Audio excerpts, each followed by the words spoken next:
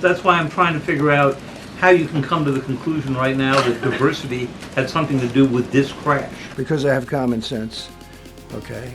And unfortunately, a lot of people don't.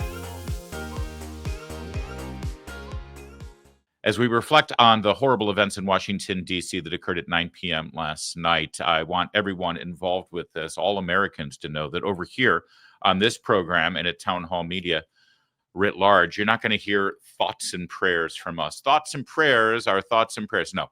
How about just prayers? How about prayers? I'm not sure what the thoughts do.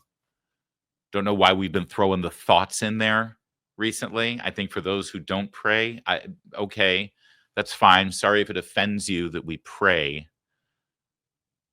But until you explain what the thoughts actually accomplish, we'll just stick with our prayers. And you are all in our prayers. Everyone connected with this tragedy, you are in our prayers, and our hearts go out to you. And we can't imagine what you're experiencing right now. The President of the United States, Donald Trump, not even 2 weeks into his term, took to the podium of the briefing room today, something that rarely happened during the last administration. He spoke directly to reporters and, of course, directly to the American people. And he began explaining the events, explaining his administration's response, and offering his condolences. I speak to you this morning in an hour of anguish for our nation. Just before 9 p.m. last night, an American Airlines regional jet carrying 60 passengers and 4 crew collided with an Army Black Hawk helicopter carrying 3 military service members over the Potomac River in Washington, D.C., while on final approach to Reagan National Airport. Both aircraft crashed instantly and were immediately submerged into the icy waters of the Potomac. Real tragedy.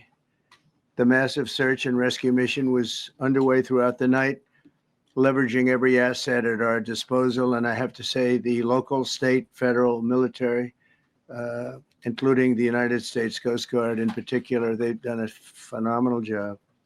So quick, so fast. It was mobilized immediately. The work is now shifted to a recovery mission. Sadly, there are no survivors. This was a dark and excruciating night in our nation's capital and in our nation's history, and a tragedy of terrible proportions. As one nation, we grieve for every precious soul that has been taken from us so suddenly. And we are a country of we are in mourning. This is really shaken a lot of people, including people, very sadly, from other nations who were on the flight. Now, I want you to know that, as you know, I'm a morning radio host in Washington, D.C. I've been doing this job on talk radio in the nation's capital for, I'm into my 13th year on this job. And I can tell you that over the last several years, we have reported on multiple near misses at this very airport, one of the busiest runways in the country. The Washington Reagan Airport has gone through huge expansion, adding multiple flights, and yet at the same time, we have multiple military flights. Fort Belvoir, which is where this Army helicopter originated on, is near Mount Vernon, just about 10 miles south of the airport. The Pentagon is right next door to the airport. Langley, the CIA headquarters, are just right up the Potomac from the airport. And there's constant exercises, constant military training. People say this is a training mission, but that doesn't mean that these are trainee pilots. You could have 20 years under your belt as a pilot on one of these helicopters, but you still go on training missions. You're constantly going through the routine of what you have to do in case there is some kind of an emergency, what you have to do in case you have to get to point A or point B with a VIP, with even the President of the United States in the helicopter with you. These are not lighthearted training missions. Every mission that the military undergoes, even a training mission, is a dangerous one. And the air traffic near Reagan Airport has multiplied over the years. And as I mentioned, near misses, constant near misses. I feel like in the last year on that very runway, there were multiple near misses, many of them involving 2 commercial jets, not including a military aircraft, as this tragedy happened to include. But the point is, everyone who's been in Washington, D.C., watching the news and watching what's been going on, knows that there has been incredible stress, let's say, on the air traffic apparatus and infrastructure at Reagan National Airport. And many people have been questioning, well before today, whether we have the very best people and the best systems in place. President Trump, now in charge of the executive branch of our government, he decided to use what happened last night as a perfect example as to why his administration will be putting a focus and a stress on excellence, on merit, on getting the very best people in place in such critical positions. And as the kids like to say during this press conference just moments ago, he went there. We do not know what led to this crash, but we have some very strong opinions and ideas, and I think we'll probably state those opinions now. Because over the years, I've watched as things like this happen, and they say, well, we're always investigating, and then the investigation 3 years later, they announce it. We think we have some pretty good ideas. That's right. How often do we hear this? Well, we'll do a full investigation, and then people move on. And you never find out the results of that investigation. Or if you do, okay, well, that was old news, so why bother? So Mr. Trump, President Trump, is actually focusing on what he believes is a deteriorating problem within the executive branch of government and the people who have been hired to do critical jobs like this. And then when I left office and Biden took over, he changed them back to lower than ever before. I put safety first. Obama, Biden, and the Democrats put policy first. Then they put politics at a level that nobody's ever seen, because this was the lowest level. Their policy was horrible, and their politics was even worse. So as you know, last week, long before the crash, I signed an executive order restoring our higher standards for air traffic controllers and other important jobs throughout the country. So it was very interesting. About a week ago, almost upon entering office, I signed something last week that was an executive order, very powerful, on restoring the higher standards of air traffic controllers. And that's right. And make no mistake, at the very beginning of that clip, you saw that the president said, when I was in office, I restored the standards for air traffic control and other critical positions like this. When Biden came in, he reversed that, brought it back down to the Obama standards, which don't necessarily stress merit and excellence as the primary focus for hiring these people. Now, understand, the new Secretary of Transportation, Sean Duffy, he's been on the job a little over 24 hours, and I believe he worked overnight being hands-on with the FAA and this investigation. But this is not his his Department of Transportation. This is not his FAA. He has inherited what his predecessor had set up. Mr. Trump at the podium reminded everybody about his predecessor. That would be Mayor Pete Buttigieg. the FAA, which is overseen by Secretary Pete Buttigieg, a real winner. That guy's a real winner. Do you know how badly everything's run since he's run this Department of Transportation? He's a disaster. He was a disaster as a mayor. He ran his city into the ground, and he's a disaster now. He's just got a good line of bullshit. Wow. People talk about how Harry Truman was a plain-spoken president, right? Give him hell, Harry. He is just a good, plain-spoken Midwesterner. Well, I think you could say the same thing about Donald Trump. He's a good, plain-spoken New Yorker. And when you're a plain-spoken New Yorker, you say things like, He ran his city into the ground, and he's a disaster now. He's just got a good line of bullshit. tell it like it is, President Trump. Bottom line is the American people have, in fact, lost faith in their institutions. We've lost faith in our law enforcement and our Justice Department.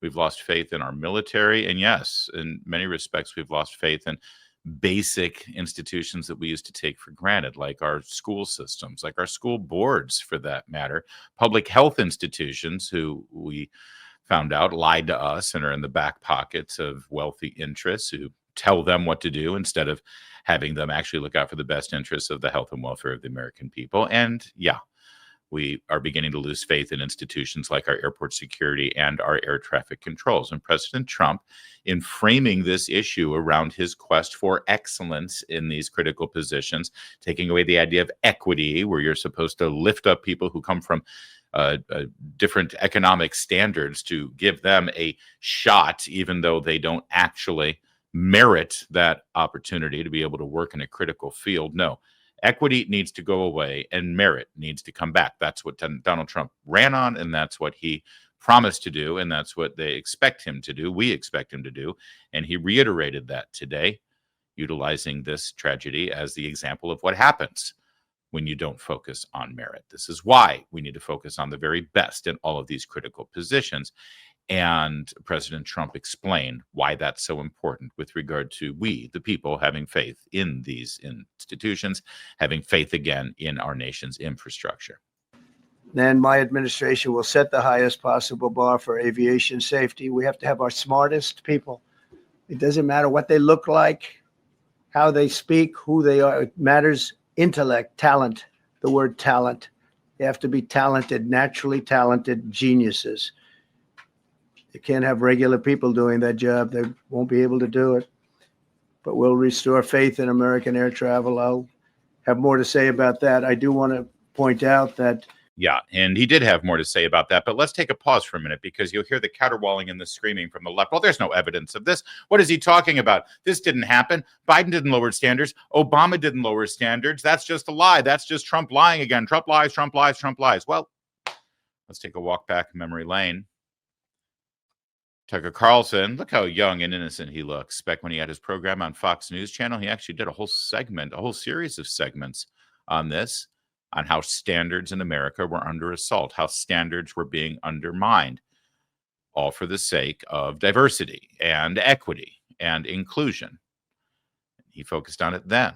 A biographical questionnaire whose purpose was not hiring skilled controllers. In fact, the more skills you had, the fewer points you got, perversely. But instead, the point was ensuring the hiring of people who were of the right race. It was insane, of course, dangerous, yes, and it sparked a major reaction. Now, the Department of Transportation says it is ready to revise those policies in the name of public safety. Stephen Bradbury is the General Counsel of the Department of Transportation, and he joins us tonight. Mr. Bradbury, thanks for coming on.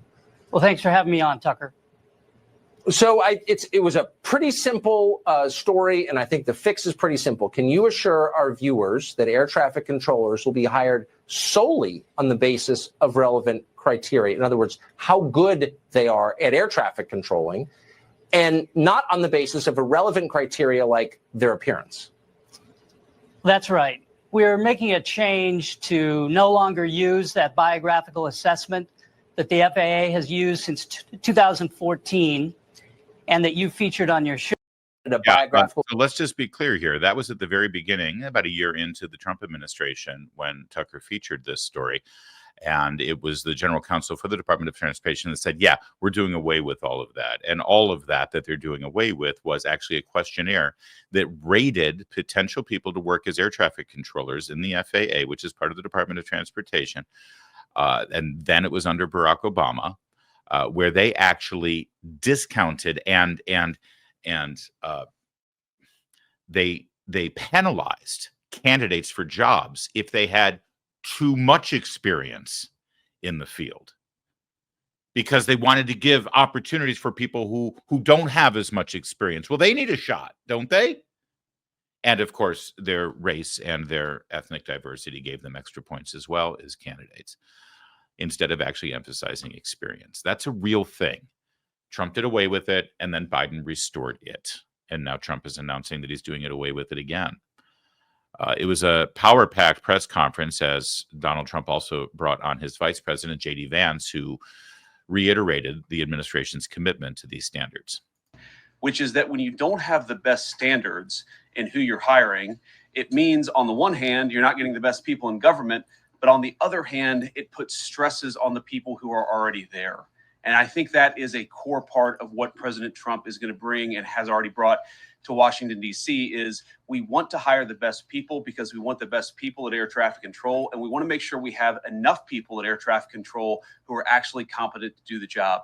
If you go back to just some of the headlines over the past 10 years, you have many hundreds of people suing the government because they would like to be air traffic controllers, but they were turned away because of the color of their skin. That policy ends under Donald Trump's leadership because safety is the first priority of our aviation industry. Thank you, Mr. President. Why is that controversial? It certainly shouldn't be. He also brought in the Secretary of Defense, Pete Hegseth, because there is a military angle to this story as well. We're still figuring out exactly what happened on that Black Hawk helicopter. And Mr. Hegseth, Secretary Hegseth, wanted to make sure that everybody listening knows that it is a priority of the Defense Department at this point to ensure that only the best are in those critical positions as well. But I want to echo what the Transportation Secretary and you, Mr. President, said, because it pertains to the DOD as well. We will have the best and brightest in every position possible. As you said in your inaugural, it is colorblind and merit-based. The best leaders possible, whether it's flying Black Hawks and flying airplanes, leading platoons, or in government. The era of DEI is gone at the Defense Department, and we need the best and brightest, whether it's in our air traffic control, or whether it's in our generals, or whether it's throughout government. So thank you for your leadership and courage on that, sir, and we'll stand by you on it. All right, so now it comes time for the reporters to ask questions, right? And shockingly, they didn't quite understand. They didn't quite understand what the administration was doing here. They didn't understand what they were saying. What do you mean? What do you mean? In fact, isn't it too soon to even make any assessment about this? Let's just be clear here. President Trump and the Vice President and the Secretary of Defense, and also Duffy, the Secretary of Transportation, was there as well. They all just said, listen, guys, this is a great example of what can go wrong in these critical positions that the American people have to have full faith in. This is an example of the kind of tragedy that can occur because of how critically important and the safety of the American people are, and the safety of our infrastructure and our air transportation is. And that's why we are doing away with policies in the past that didn't emphasize having the very best skilled people in these positions. That's all they said. And the reporters didn't understand. So Trump was asked a question about it. Are you saying this crash was somehow caused and the result of diversity hiring? And what evidence have you seen to support these claims? It just could have been. We have a high standard. We've had a much higher standard than anybody else. And there are things where you have to go by brain power. You have to go by psychological quality. And psychological quality is a very important element of it. These are various very powerful tests that we put to use, and they were terminated by Biden. And Biden went by a standard that's the exact opposite. So we don't know, but we do know that you had two planes at the same level. You had a helicopter and a plane. That shouldn't have happened. And we'll see. We're going to look into that, and we're going to see. But certainly for an air traffic controller, we want the brightest, the smartest, the sharpest. We want somebody that's psychologically superior. And that's what we're going to have. Yeah. All right. So let's break this down for a minute, because I found this to be fascinating. No, hold on. Let's get there.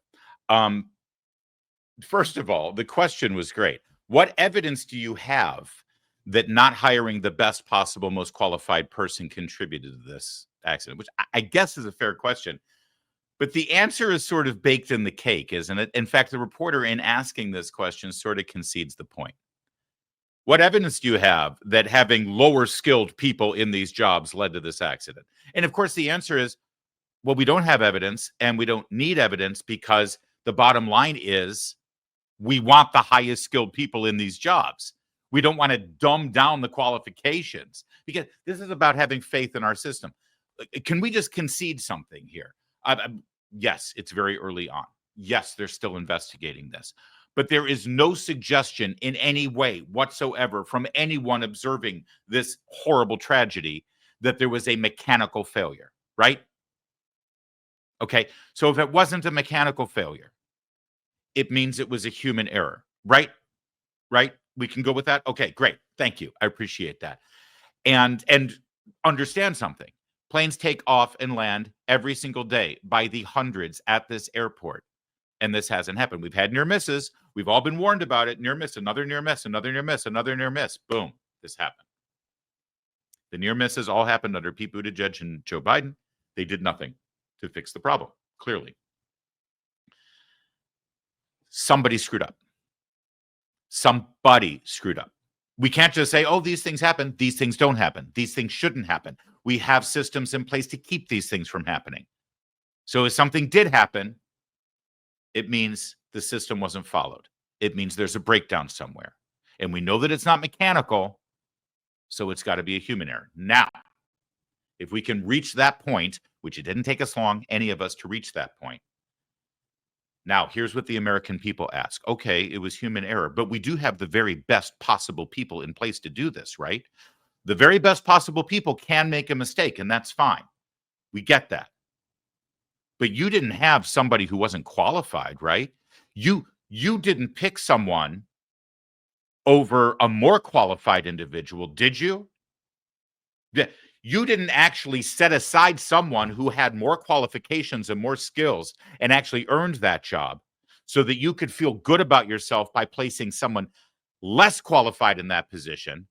But hey, you're giving them a chance because equity and inclusion, right? You didn't do that, did you? And see, now we can't say that. We can't say that. Now, you're right. There's no evidence right now that the lower qualifications caused this accident, but we shouldn't need to even answer that question. It should be a given that the American people have faith that the best possible people were hired to do these critically important jobs, and we don't have that assurance right now, and that is the point. Do you understand? That is the point. We recognize that people make mistakes, but we're talking about 67 human lives that have been extinguished just like that because of this human mistake. And when those human mistakes happen, we should at the very least know, not just assume, not just have a hunch, not just guess, not just hope. We should know that a better qualified person was not pushed aside in this job and a less qualified person was put in the job just because. And the president of the United States couldn't stand at that podium today and say, oh, no, the American people need to know we have the best people in the job. Great people make mistakes, and it appears that this was human error. We're going to get to the bottom of it. But rest assured that in every other airport tower, in every other city in this country, you've got the very best people at these jobs. Can you say that today? No, we cannot say that today. And that's the point.